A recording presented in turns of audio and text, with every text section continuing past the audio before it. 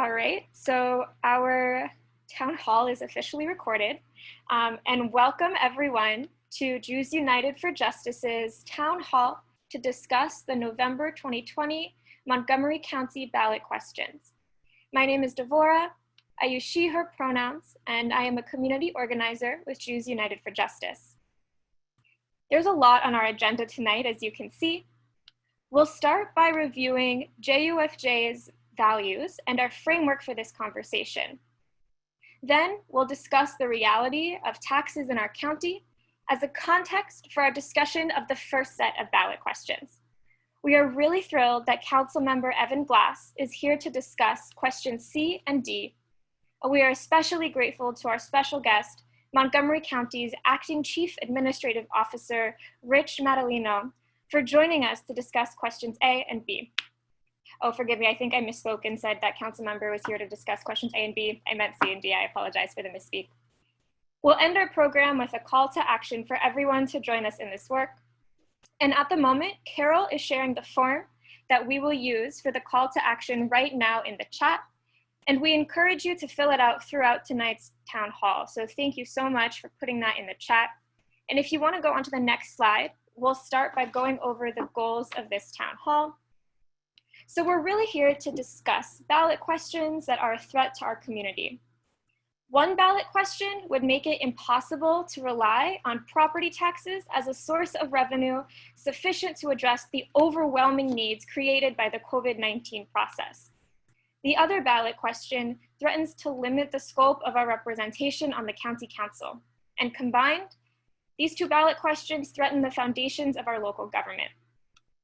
We will get to the specifics of these ballot questions in just a few minutes. And first, we always begin our work by grounding ourselves in our Jewish values and traditions. And we know that many of you on this call are not Jewish, but we hope these values will resonate with you as well.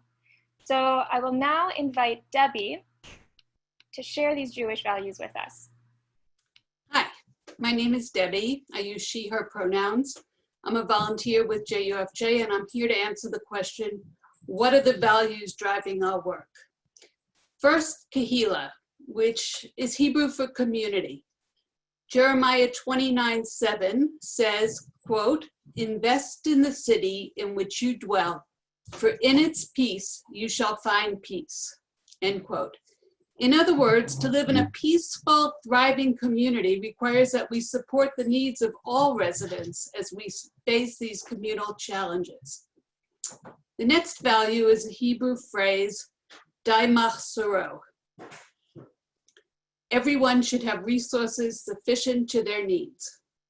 And our community can only provide resources to all who need them if we have the funds to do so.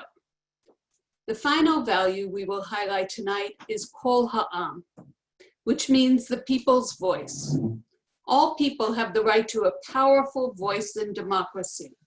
Our representation must hear the voices both of the people as a whole and of those who have been systemically shut out, silenced, and ignored. Acting from a place of these values, a team of JUFJ volunteer leaders, together with staff, spent a number of months engaged in learning about these ballot questions and discussing their implications with our union, nonprofit, and community partners. Based on the thorough process, JUFJ leadership voted to support questions A and C and to oppose questions B and D. One question we researched is how our county taxes compare to other jurisdictions. We'll now pass it to Bruce Turnbull to clarify the reality of our tax situation in Montgomery County. Thank you, Debbie. Good evening. I am Bruce Turnbull. I'm one of the volunteer leaders in Jews United for Justice, and I just want to spend a few minutes going through our tax situation, both in general and in relation to the other counties and jurisdictions in our region. First, where do we get our revenue? Well, the almost 46% of our total revenue in Montgomery County comes through property taxes. Another 41% comes through the income tax that is levied. And then there are a number of smaller taxes and fees that make up the rest of it.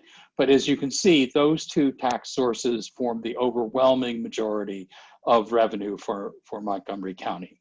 And from all of this, we need to pay for all of the things that people value and that are important and that support our citizens. We have to pay for our school system, comes out of all of this money, our fire department, our police force, our aid to people who need it for housing or COVID relief funding. All of that comes from this revenue, and then there's some money that comes from the federal government, the state government, to supplement the taxes. But basically, the revenues go to support all of those things that are so very important to Montgomery County.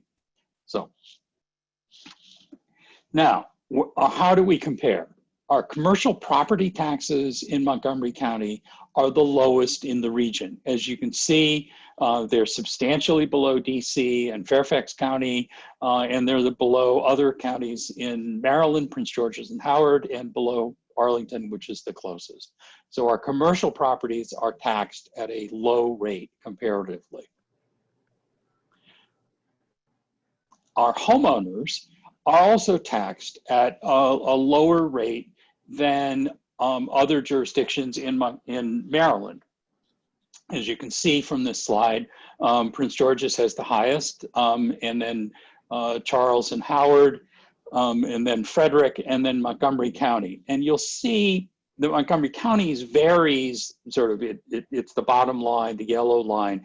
It goes down, goes flat, goes up, goes down, goes up. And that's a result of the way our property tax system is set up. And you'll hear more about that later, but it's important to keep in mind that sort of that curve that keeps going down and then up and down. And if Proposition B were to pass, it would always go down. So next. Now, how do we compare overall on our tax burden with other jurisdictions in the region?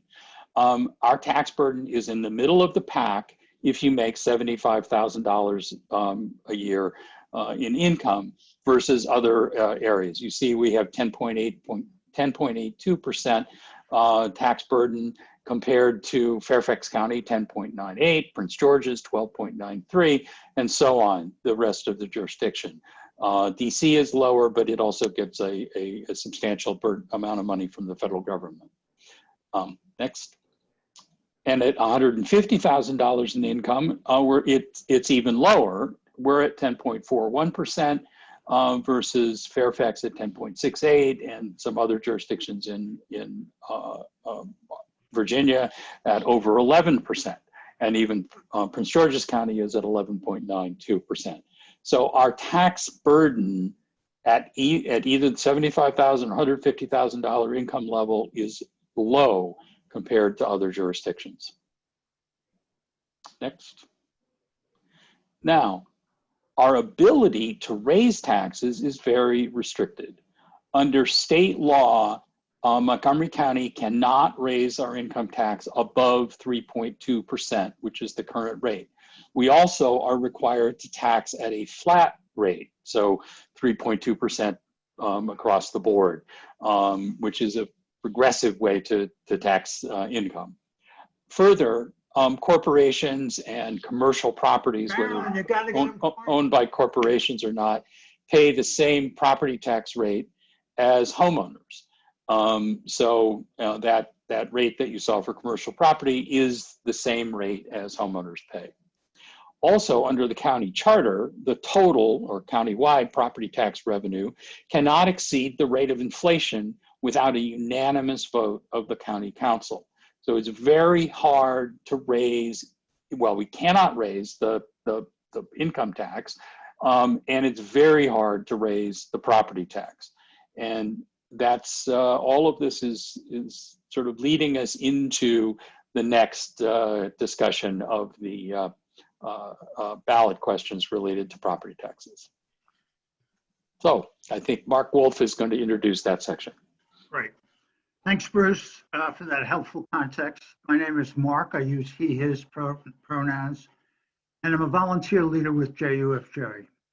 We imagine that folks have questions about the content Bruce reviewed in his presentation. Please feel free to send your questions in the chat to Heidi. With that said, I'd like to invite Montgomery County Acting Chief Administrative Officer, Rich Madaleno, to present on ballot questions A and B and their impact on our county's financial health and ability to provide services. After CAO Madaleno presentation, there'll be a short question and answer session. Please send all questions to Heidi in the chat. Thank you very much, and thank you, Mr. Madaleno, for joining us. Well, thank you, Mark. Again, my name is Rich Madaleno, and I do use pronouns he and him. I want to start off by offering Bruce a job with the county government, since he understands our budget situation so well that we have a vacancy as director of budget. So if you want to send me your resume, we can talk. But I think it's very important to go back to the point that Bruce raised at the end of his presentation about our current revenue cap. And our revenue cap is quite unusual. There are very few communities around the country who have a property tax revenue cap as opposed to a rate cap. Prince George's has a rate cap. They cannot go above a certain number. We have to make sure our revenue does not grow beyond the rate of inflation. And all of you probably know on this call that the services the government provides are not pegged to inflation. If gas prices fall and inflation goes down, we have to provide health care to people. Those prices and those expenditures move at a very different rate. And this has made it harder and harder for our county government to provide the resources necessary sufficient for the needs of the people in our community, to build on your values. And it just makes it makes for very unusual decisions. Now, like Bruce said, he characterized the current revenue limit as saying you need a unanimous vote to raise taxes. You need a unanimous vote just to keep the rate at the same number. Many of you who have been in the county for a number of years know that in 2016, the council raised the property tax rate in order to provide an initiative for reduced class sizes at the Montgomery County Public Schools. They raised the rate by 4 cents per $100 of value. Because of the revenue cap, our rate is already now, just 4 years later, below the rate that it was when the council took that action. So our revenue cap creates the need to lower taxes every year. And quite frankly, if question A does not pass, Councilmember Glass and his colleagues will be in the middle of this healthcare crisis, forced to cut taxes in order for us to actually satisfy the rule of the charter. So question A would remove the revenue cap from the charter, and it would just leave in its place a requirement that for the council to alter the tax rate, to increase the tax rate, it would need to be by unanimous vote. So the 9 members of the council, or if question C passes, the 11 members of the council would need to have a unanimous vote in order to raise the property tax rate. But we could just leave it flat. I mean, the beauty of it is you just leave it flat, and as values go up, the county gets the ability to actually have those revenues come in. So if you grow the economy, property values go up, it brings more money in. It's what Virginia does. It's what the District of Columbia does. So this is how almost every other jurisdiction in the country functions when it comes to the property taxes. Question B would be to deprive the public of their voice by eliminating the ability of the council to ever, under any circumstance, raise the property tax rate above the rate of inflation. So it should come as no surprise to you that we are looking potentially at the next year of having a 0% inflation rate, right? Because so much of the economy has been dislocated, gas prices have fallen, rents aren't going up.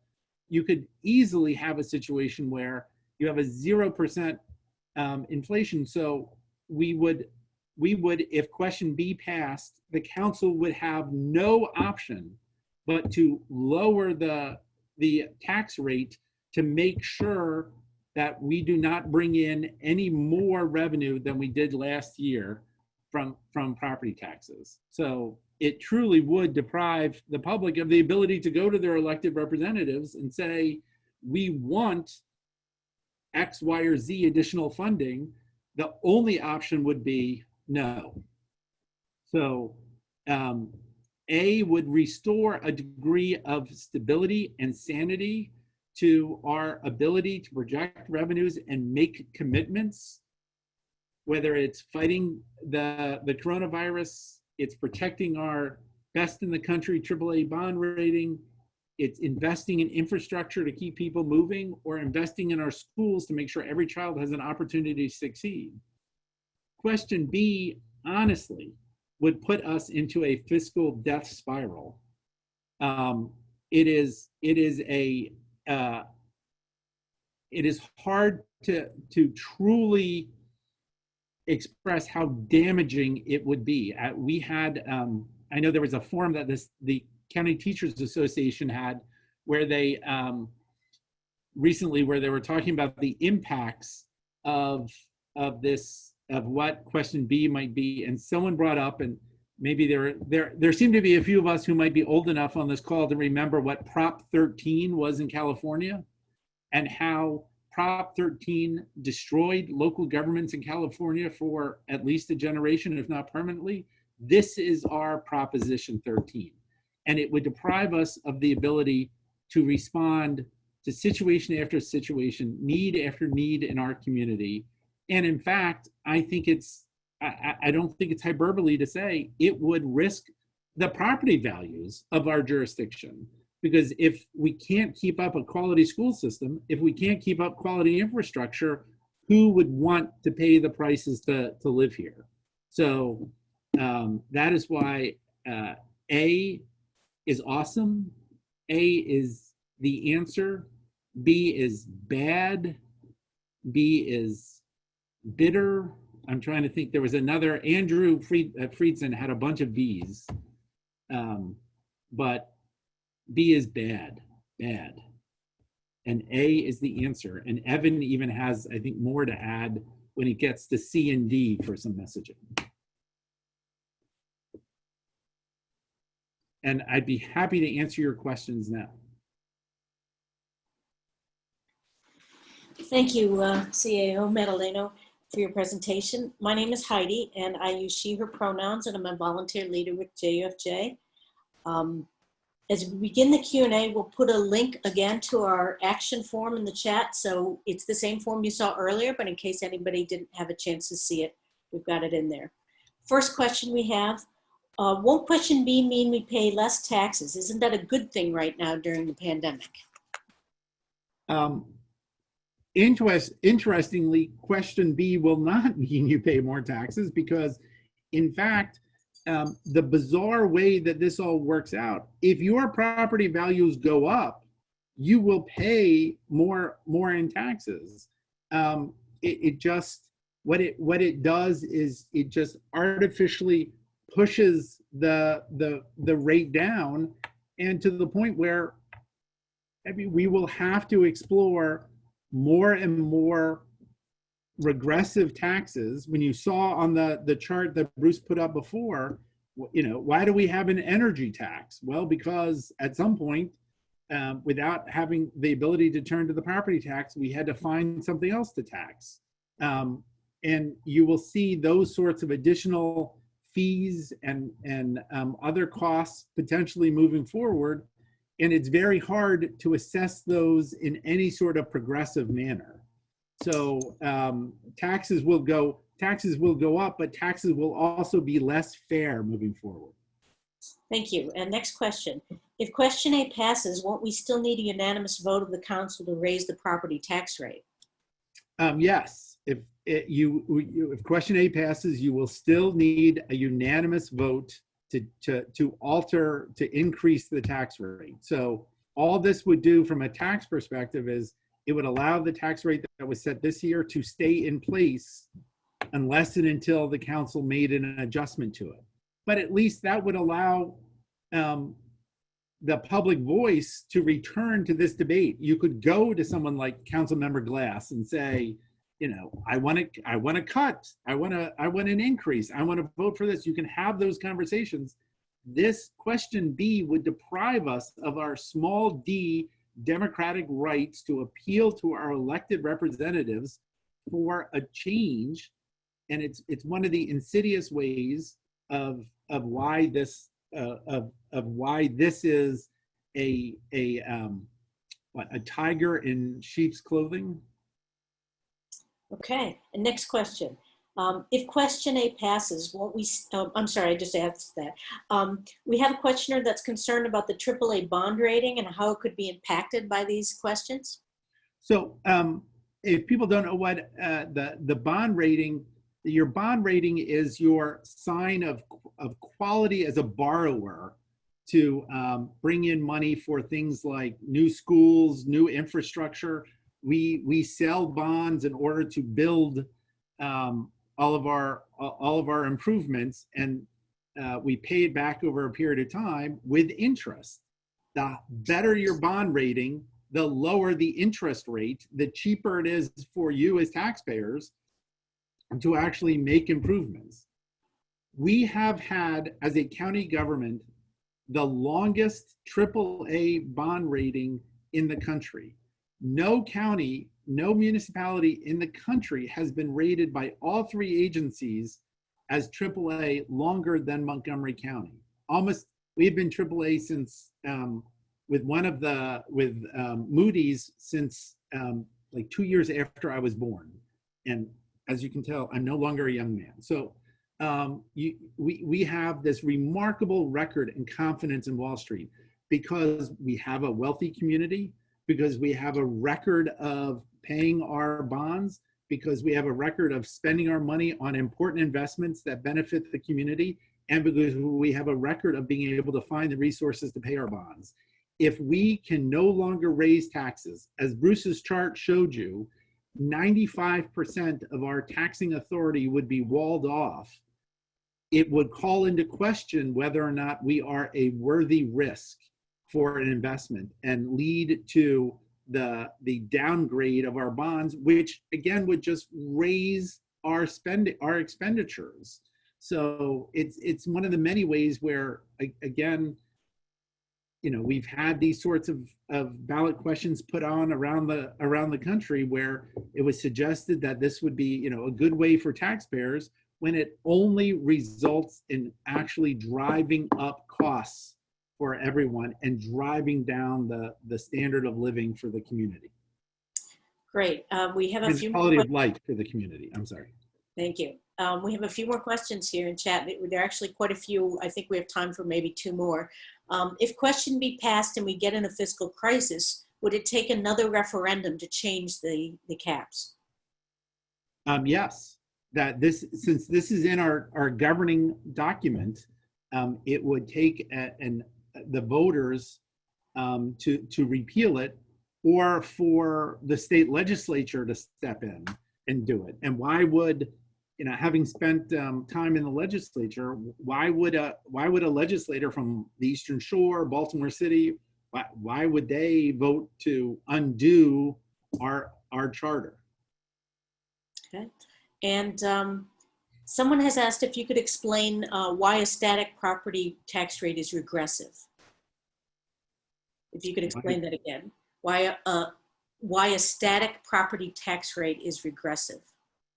Well, in general, property taxes are more regressive than income taxes because it's not based upon one's ability to pay than it is one's the value of one's property, because the revenue cap pushes down every year the rate that it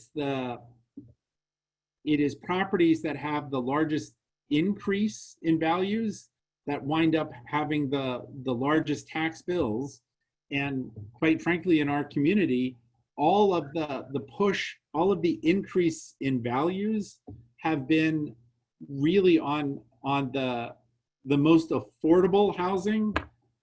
Now, don't laugh when I say most affordable housing is everything like $1.5 million and below. But considering we have homes that are in the tens of millions of dollars, and property and commercial properties that are even greater, it shifts the burden from those higher valued properties to lower valued properties. And there's so much about the way we do the property tax that Bruce did not have in his slides that build in regressivity, like the fact that commercial properties, which must be taxed at the same rate of residential properties, are valued at the income off the property, not the value of the structure like our homes are.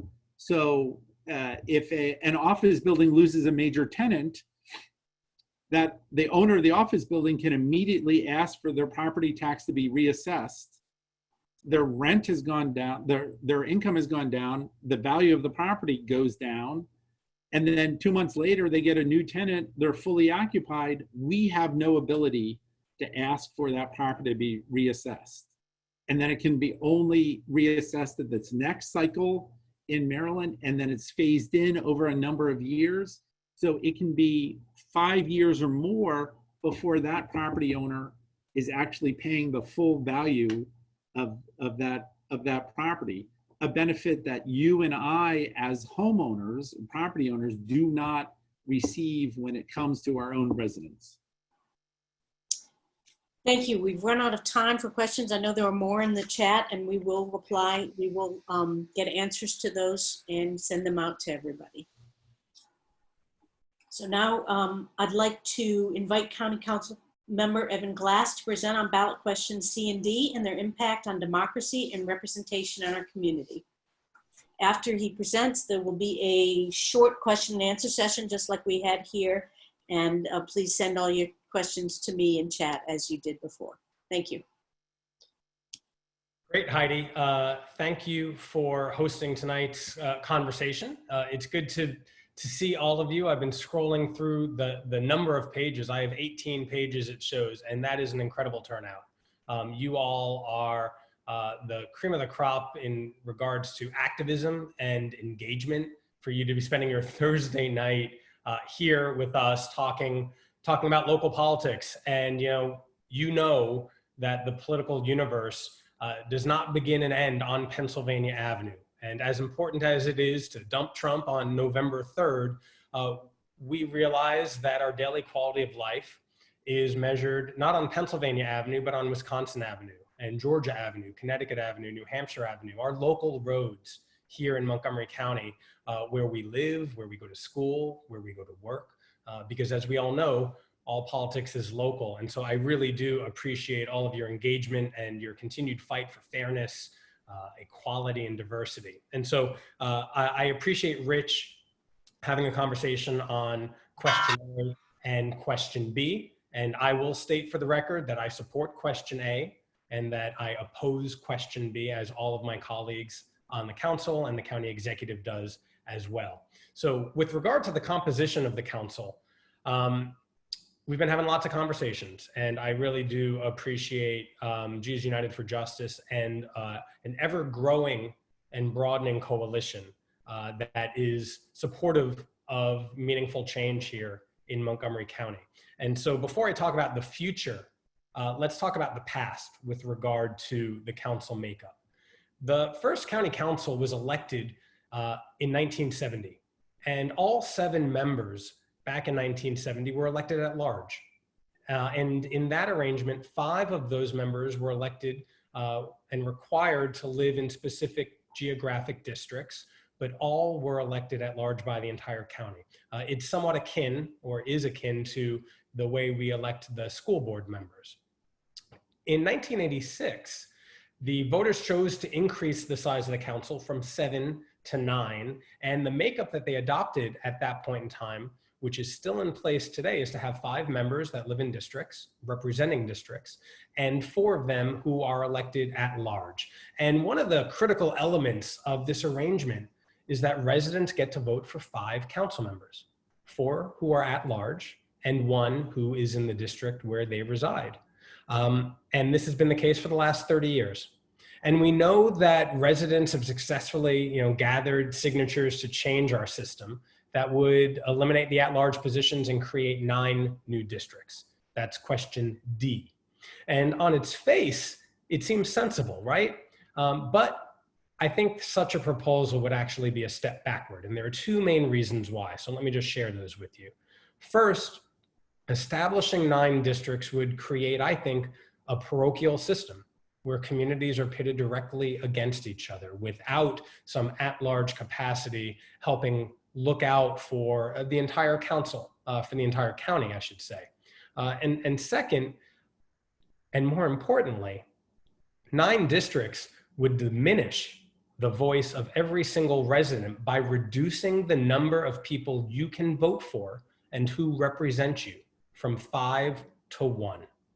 And so my question to you and all the residents of Montgomery County is, why would anyone want to give up 80% of their elected representation on the county council? And so this system has been in place for 30 years, and we know that we're on the precipice of change. And so in approving Council Amendment C that I introduced, what we would be doing with question C is increasing the size of the council by adding 2 new districts. And why do I think we should increase the size of the council? Well, since the last restructuring of the council, the vote was in 1986, but it did not take effect until 1990, 30 years ago. And during those 30 years, the population here in Montgomery County has increased 50%.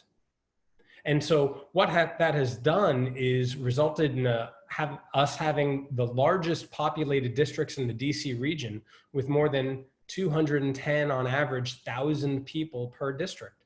And so what we would be doing if we add 2 new districts, right, having 7 districts from 5, we'd be putting our districts in comparison with the other districts in other jurisdictions.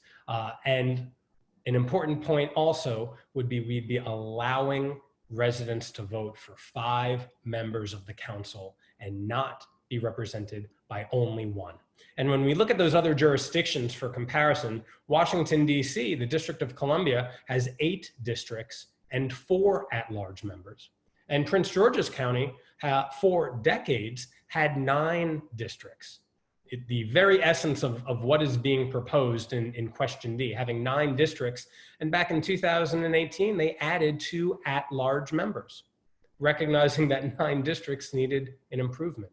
And here in Montgomery County, we have a number of jurisdictions, a number of local municipalities, namely Rockville and Gaithersburg, who elect all of their council members all at large.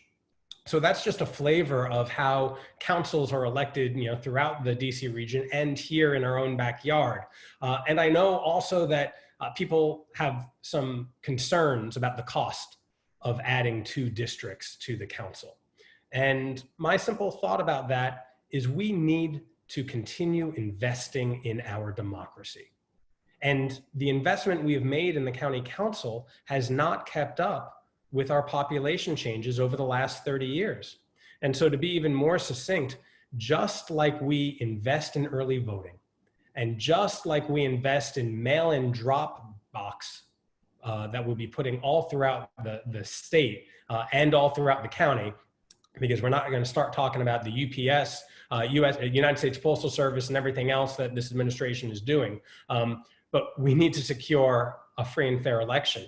And then lastly, just like we invest in public campaign financing, we also need to invest in our legislative branch, which is the county council. And so, in closing, I think that adding 2 districts is a step towards electoral progress by enhancing our responsiveness to our continued growth here in Montgomery County, while also maintaining a critical key element of our system, which is that every resident gets to vote for 5 members of the council, and you get to call those 5 members when you want to lobby them on issues, or when you need a sewer help with your sewer, or if you need a pothole replaced. You have 5 people you can contact. And so adding 2 districts is a better alternative to the voters of Montgomery County and our democratic small d process. And as Rich said, we're all trying to find alliterative slogans here. And so what I have for you regarding questions C and D, question C is for more council representation, and question D dilutes your vote. And so with that, I'm happy to answer any questions that you all may have.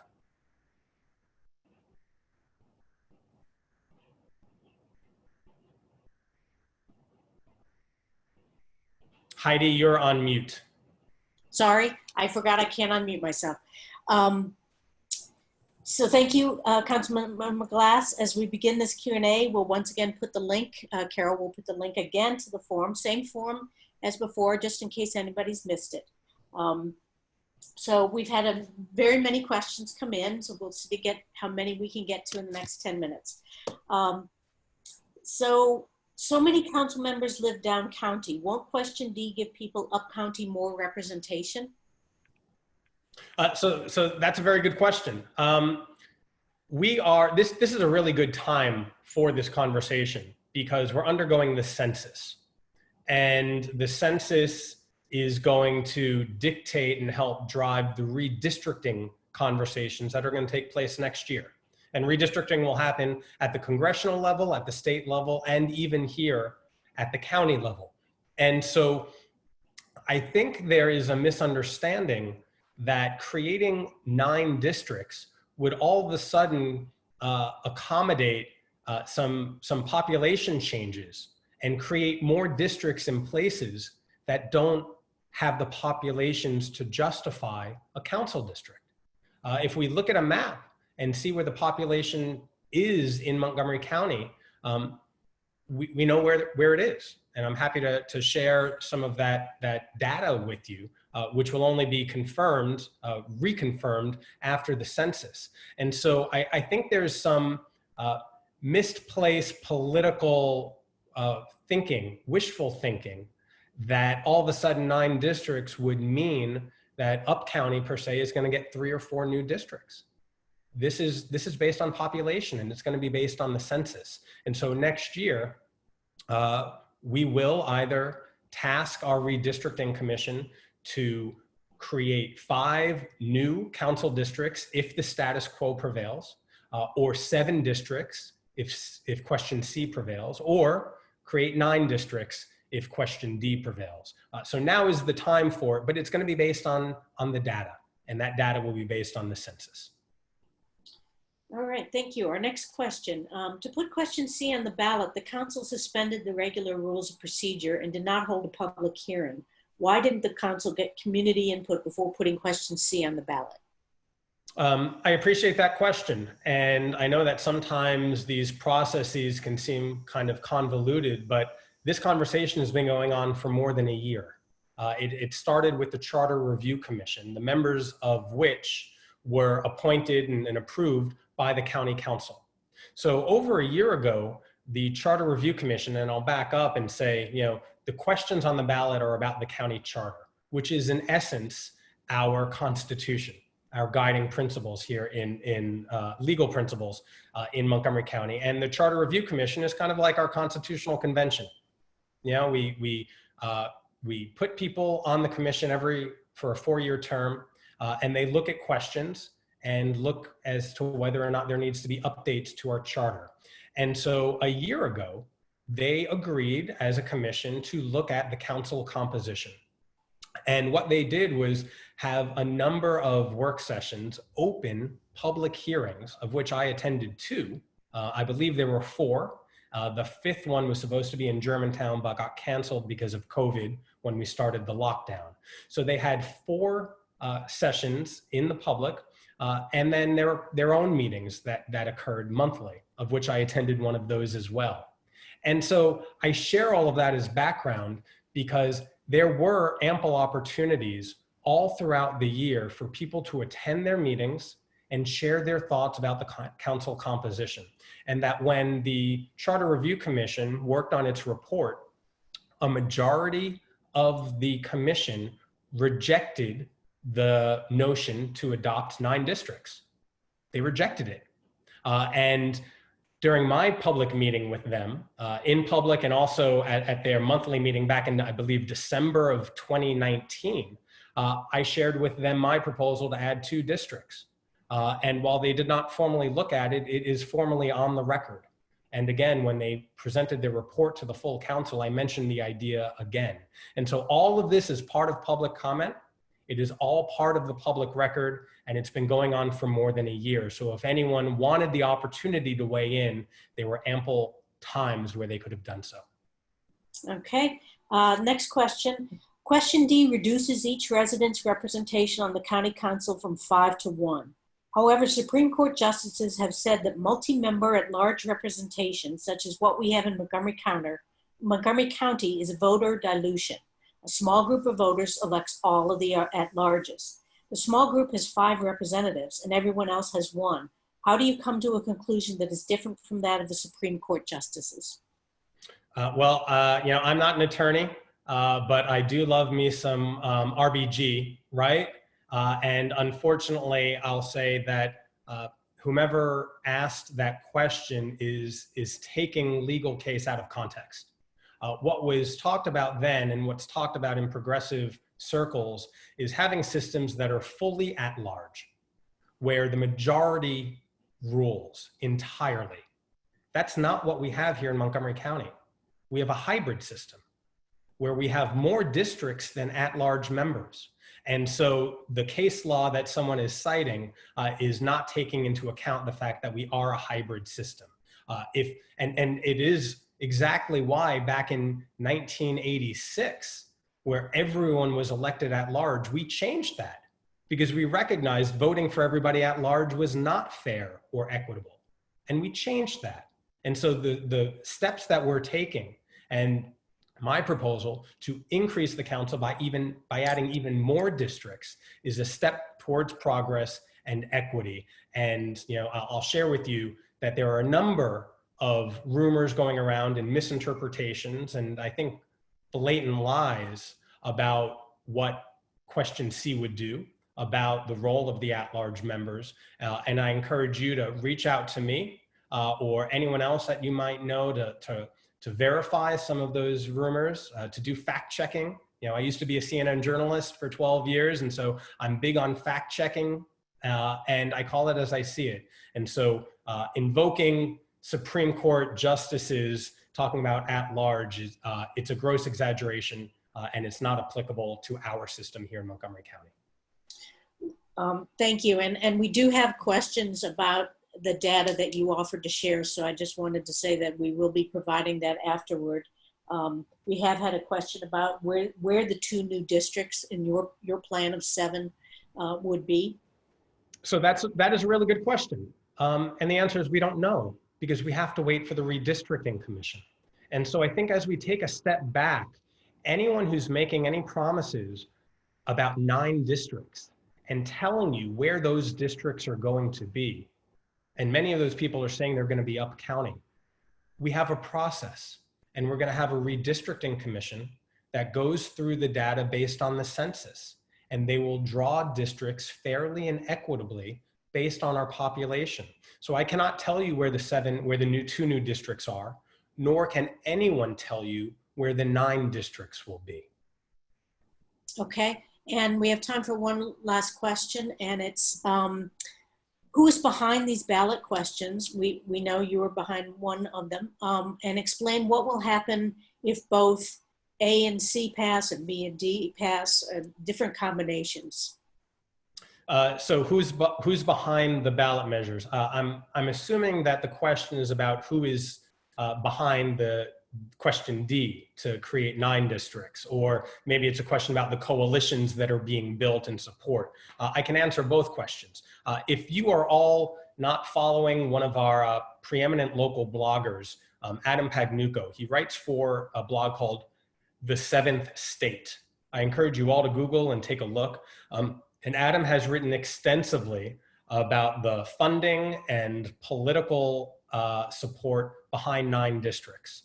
And according to Adam's analysis, it is largely a Republican-driven effort, Republican and independent, so much so that the Montgomery County Republican Party is promoting it on their homepage and on their social media. And so Adam has more data and thoughts, and so I encourage you to go to 7th State. With regard to question C, where we currently are, we're building a coalition.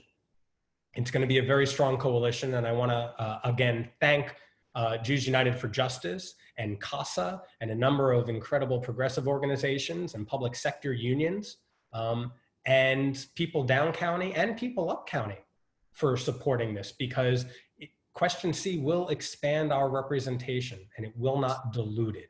And so I know we're short on time. I just want to thank you all. Please follow up with me. If you have any questions, we are building this campaign and material will be available soon. Thank you very much, Councilmember.